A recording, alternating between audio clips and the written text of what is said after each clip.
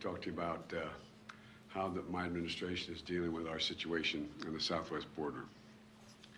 Now, these actions alone that I'm going to announce today aren't going to fix our entire immigration system, but they can help us a good deal in better managing what is a difficult challenge. On my first day in office, some of you may recall, cover this area, and you cover it well, I sent Congress a comprehensive piece of legislation that would completely overhaul what has been a broken immigration system for a long time. Cracking down on illegal immigration, strengthening legal immigration, and protecting dreamers, those who have temporary protective status, and farm workers, who all are part of the fabric of our nation. But congressional Republicans have refused to consider my comprehensive plan.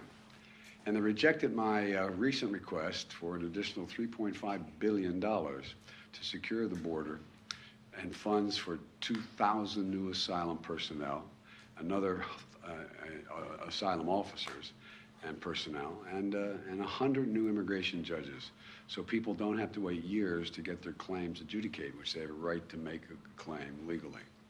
And the failure to pass and fund this comprehensive plan has increased the challenges that we're seeing at our southwest border. No one knows this better than the Vice President. And to truly understand what's happening there, it's important to step back and see the bigger picture here. You know, I know it's hard to see, but because our politics has been so divisive, you know it's getting much better, you've all observed, but it's been so darn divisive that it clouds the picture. I mean, it clouds the picture. But let me explain what I'm going to do and as clearly and plainly as I can. I know it's a complicated issue. I don't want to pretend there's anything easy about it. People come to America for a whole lot of different reasons, to seek new opportunity in what is the strongest economy in the world. Can't blame them wanting to do it. They flee oppression, you know, to the freest nation in the world.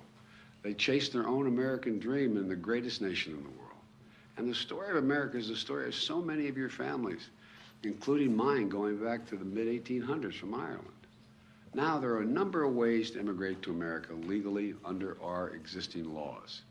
For example, an American citizen can sponsor an immediate family member from another country. An American company can sponsor an employee from another country. There are visas for students to study in our colleges and other special categories.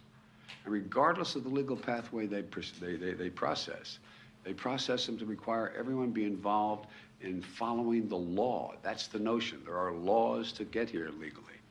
That includes another legal way for someone to come to America by seeking asylum because they're fleeing persecution, like a lot of our ancestors did as well. And for many people, that's what's happening at our southwest border now. Over the past several years, thousands of people have been fleeing from Central and South America and the Caribbean countries ruled by oppressive dictators, including Cuba, Nicaragua, Venezuela, and escaping gang violence, which has the same impact, in Haiti. Currently, these four countries account for most of the people traveling into Mexico to start a new life by getting to the American border and trying to cross. But instead of safe and orderly process at the border, we have a patchwork system that simply doesn't work as it should. We don't have enough asylum officers or personnel to determine whether people qualify for asylum. There's a standard by which you have to meet. We don't have enough immigration judges, to adjudicate the claims of immigrants.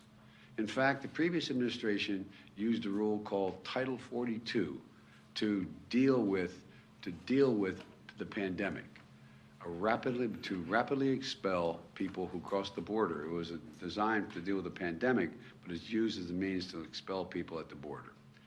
People turned away under Title 42, and they're not barred from trying to come back. They've been turned away. They go back. They try again. They try again. Well, you know, they can and they do try to re-enter the United States again and again, which makes the problem at the border even worse. And under the United States Supreme Court decision, a case on Title 42 later this year, my administration will make a decision, finally, what to do about Title 42. In the meantime, my administration will continue to use that authority as the Supreme Court has required. And until Congress passes the funds, a comprehensive immigration plan to fix the system completely, My administration is going to work to make things better at the border using the tools that we have available to us now.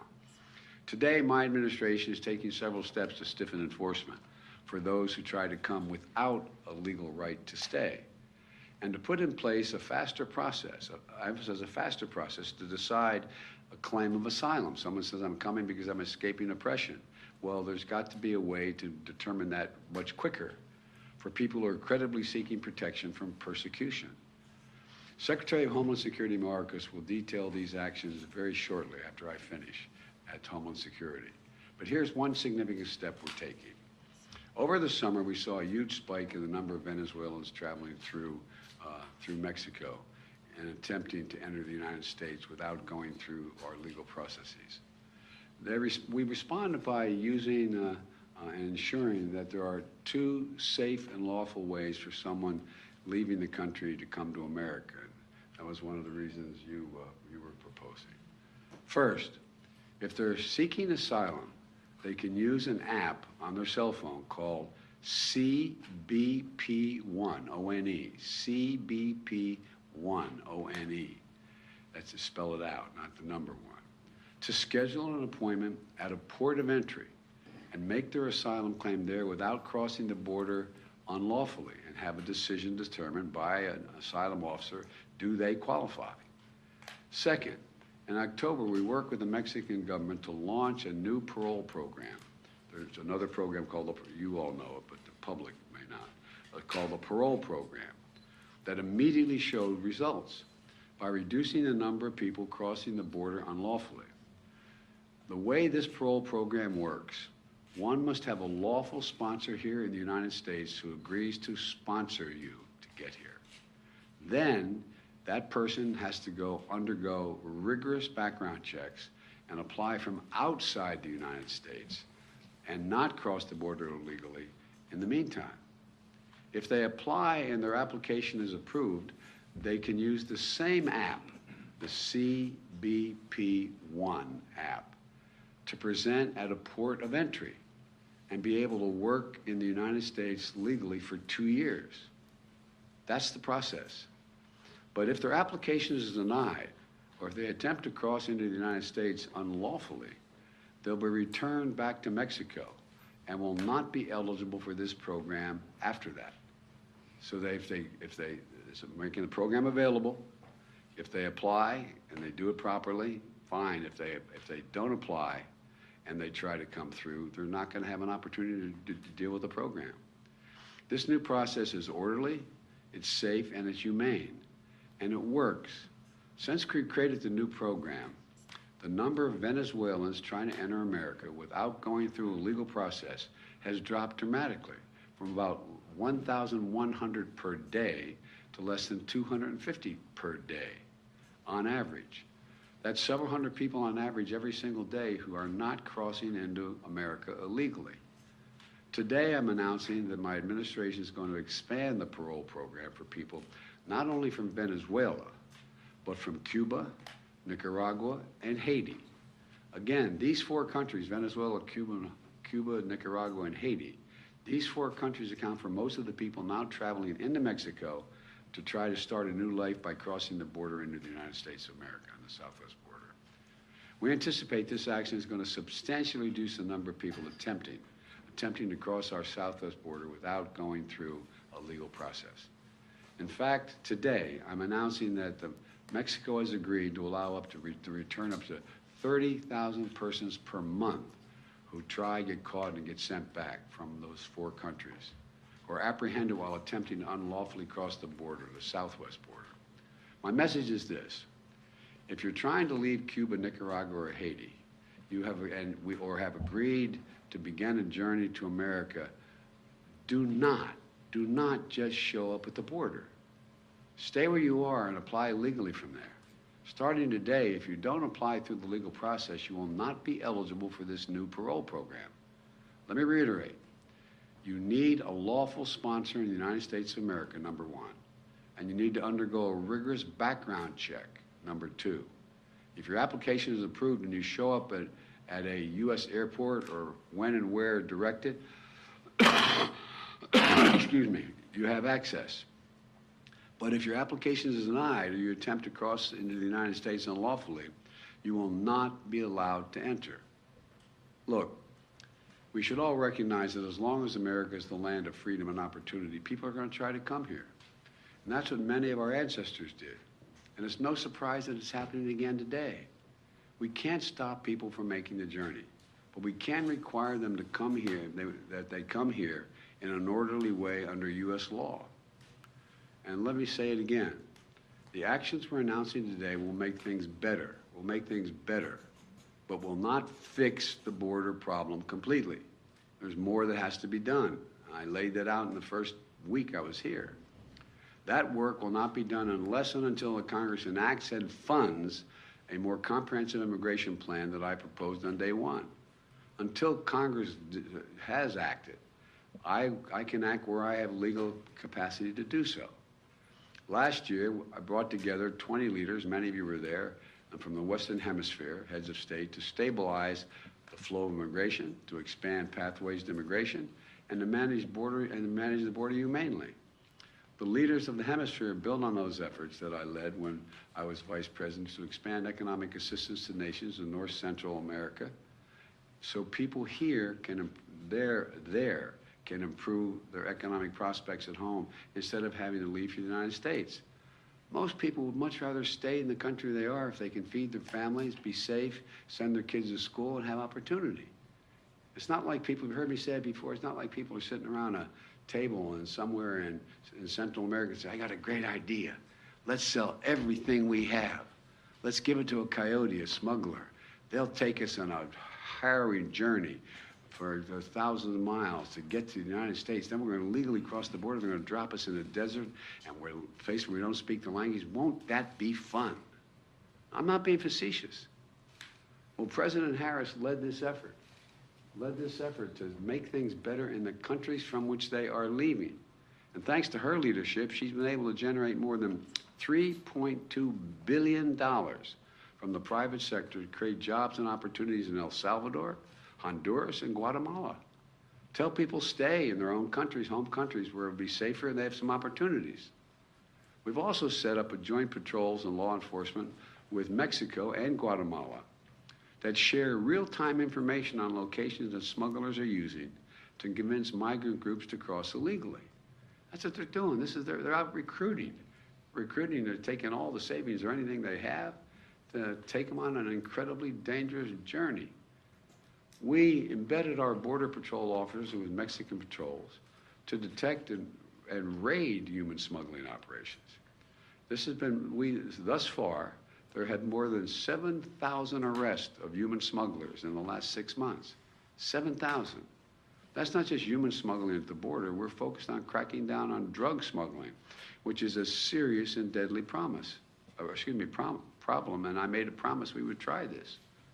My administration has allocated record funding that added hundreds of additional Border Patrol agents and installed new cutting-edge technologies you'll be able to use effectively, like an X-ray machine, detailed to be able to look through these large containers to determine what's in the container and at the border. For example, since August of last year, Customs and Border Patrol have seized more than 20,000 pounds of deadly fentanyl. That's enough to kill as many as 1,000 people in this country. 20,000 pounds of fentanyl. It's a killer. It's a flat killer. And next week I'm going to travel to Mexico, where I'm going to meet with President Lopez Obrador. We have a big agenda that ranges from the climate crisis to economic development and other issues. But one important part of that agenda is strengthening our border between our nations. And I will visit the border myself this Sunday in El Paso to assess border enforcement operations, meet with the local officials and community leaders and the folks at the border sending me what they need that they don't have, and make it public what they conclude they need they don't have to try to convince my Republican colleagues they should do something. And I know that migration is putting a real strain on the borders and on border communities. They can't do anything but that. We're going to get these communities more support. And I want to thank all the nonprofits, the faith groups, the community leaders, and other volunteers who will make sure that vulnerable immigrants have what they need to survive. whether it's food, warm clothing, shelter, medical care, right after their arrival. These religious and civic groups represent our nation's generosity, the best of our country, and they really do. They really do. And they're a powerful rebuke to the hostility and even the hate which many people face when they arrive here legally. Let me close with this. Our problems at the border didn't arise overnight and not going to be solved overnight. It's a difficult problem. It's clear that immigration is a political issue that extreme Republicans are always going to run on. But now they have a choice. They can keep using immigration to try to score political points, or they can help solve the problem. They can help solve the problem and come together to fix the broken system. Before Congress adjourned for the holidays, some Democrats and Republicans, a few of them, got together, both sides up in the Senate, and decided they were going to put together a comprehensive plan on immigration. But the Republican leadership and other Republicans, I don't know who exactly did it, rebuked it and rejected it out of hand. It broke up, just like they rejected my plan 2 years ago, just like they rejected my recent request for an additional $3.5 billion to secure and manage the border with more holding facilities, better transportation, additional funding for 2,000 new asylum officers and personnel, 100 new immigration judges to more rapidly adjudicate for people when they come here, and how much, and so much more. Think about it. I mean, if this were something, if we had to have 100 more immigration officers to see to it that we're able to import something we needed very badly, it wouldn't take very much time to get it, would it? It'd be real done. Or conversely, if there are criminal gangs coming into the nation, or but when it comes to immigration, it seems like it's a better issue for them than trying to solve it. Look, we need more resources to secure the border. Yet again, extreme Republicans have said no. Many Republicans agree we should do something. But it's time to stop listening to their inflammatory talk. It's time to look at their record. As I've always done when I'll sit down with anyone who in good faith wants to fix our broken immigration system. And it's hard. It's hard on the best of circumstances. But if the most extreme Republicans continue to demagogue this issue and reject solutions, I'm left with only one choice: to act on my own, do as much as I can on my own to try to change the atmosphere. Immigration reform used to be a bipartisan issue. We can make it that way again. It's not only the right thing to do, it's economically a smart thing to do. That's why immigration reform is supported by everyone. Think of this now. I want to remind the public. Immigration reform is supported by the American labor movement, unions. It's supported by religious leaders. It's supported by the U.S. Chamber of Commerce. We can secure our border, fix the immigration system to be orderly, fair, safe, and humane. We can do all this while keeping lit the torch of liberty that has led generations of immigrants to America. Many of our forebears, many of yours. We can do this by remembering who we are. You've heard me say this a million times. We're the United States of America. The idea this is beyond our capacity, I just don't buy. We can do anything if we do it together. And you've heard me say it also many times. God bless you all. May God protect our troops. I'm going to stop here, and in a few minutes, literally a few minutes, Secretary Mayorkas and I have been coordinating. He's going to be speaking in much greater detail, and we'll take questions at the Department of Homeland Security headquarters. So I want to thank you for your time, and this is going to be this is a hard one to deal with, but we have to deal with it. I mean, it's who we are. Mr. President, why migration is a human right? Activists say that it is. What's your take? Well, I think it is a human right if your family's being persecuted, if you're being dealt with in a way. I mean, like I thought it was a human right for, Jews in Germany to be able to go to escape and get help where they could. But the other side of this is there's also the people in this country have basic rights that are here, basic fundamental rights to assure that people are coming, have been checked out, they're not criminals, they're not problem, that their background checks are real. Look, if you think about it, there's not a whole lot of countries people would rather live in than here. No, I mean it sincerely. I think about this, and I think this is sometimes the team looks at me like maybe I'm out of my mind here, but all kidding aside, if you just said tomorrow, all right, for the next year you can move to any country you want without any questions, how many people do you think are going to leave the United States? And I can name any of the 140-some countries I've been to. There's more than that. I think a lot would be willing to leave and come here. So there's a rationale. There has to be an orderly process and a rationale to it. But it is, and there's other ways we can deal with this, as I said. You may remember, I don't think you're old enough to have been doing it when I was doing it as a senator, when I came up with a proposal to have billions of dollars of funding for the Central America to keep people where they are. Remember, we were putting, and it was very, very precise. For example, if a country was in economic difficulty, and most of them are because of climate and other things, and we say, okay, well, they have a problem. Well, guess what? They don't have lighting in their town squares. They can't assure the safety of people walking the streets. Well, if their leader asked for money, we made them sign a proposal that they're going to do lighting in the town squares, what they're going to do, exactly what they're going to do. We checked it out, we put it in, and it began to work. Or hospitals. We have hospitals that don't function because they don't have the following. Well, one of the reasons people will stay is if you've improved the hospital. We were doing that. And the thing that I'm so presumptuous to say proud of, but proud of the Vice President, she went beyond the United States and contributors to try to get the rest of the world to say, look, this makes sense. And she got commitments of 3.5, is it? 3.2 billion dollars. And so there's a lot to be done.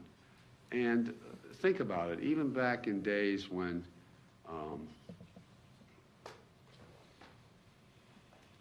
it's so easy to demagogue this issue. It's so easy to demagogue it. And you hear, a number of our friends, the MAGA Republicans, talking about, they don't even want me speaking English anymore. They want me speaking da-da-da. They're gonna take over my community, my name, they, whoever they are at the time. Well, that's what a lot of folks went through when they got here, going all the way back to the 1800s. It's not new. It's part of it's human nature and fear, but there's got to be an orderly way. And I know we can make it much, much better. Mr. President, why did you decide that now is finally the right time to visit the southern border? Republicans have been calling on you to do this since the beginning. Because Republicans haven't been serious about this at all. Come on. They haven't been serious about this at all. I wanted to make sure that I knew what the outcome, at least the near outcome, was on Title 42 before I went down. We don't have that yet, so I had to operate. I don't like Title 42. But it's the law now. I have to operate within it. My prediction is, it's nothing particularly insightful about this, Title 42 is going to go away before the end of the year in terms of the Supreme Court, my prediction. And then we're going to have to use Title 9, or Title 8. 8, right? Am I right? Yeah, Title 8. 8, 9. And which we can implement what we're doing here, plus some other things. But so I wanted to make sure there was a rational way in which we could begin to announce it. But I couldn't wait once the Supreme Court ruled that they're not going to make the final decision on Title 42 for some time, for another, who knows, probably not till June, in that range. Oh, I don't know that for a fact, to be able to lay this out. But look, Mayorkas is waiting to impress you all. All kidding aside. How about Ukraine? Are you concerned about the fact that requiring an airline ticket could prejudice or sort of lean it toward wealthier migrants and yes, make it harder for poorer migrants? Yeah, but there's also ways to get to ports of entry along the border as well. I'm sorry. Okay. So the ceasefire proposed by President Putin in Ukraine for the Orthodox Christmas on January 6th, 7th, have you heard about that? Do you have a reaction to whether it's... I'm reluctant to respond to anything Putin says. I found it interesting. He was ready to bomb hospitals and nurseries and churches, and on the 25th and New Year's, and I mean, I think he's trying to find some oxygen. Thank you so much. Sir, are you still monitoring the speaker's race? Are you still watching the speakers race? I'm following with great, how can I say it? Attention. Attention. Mr. President, have you decided? Thank you very much. Thank you. Thank you, folks.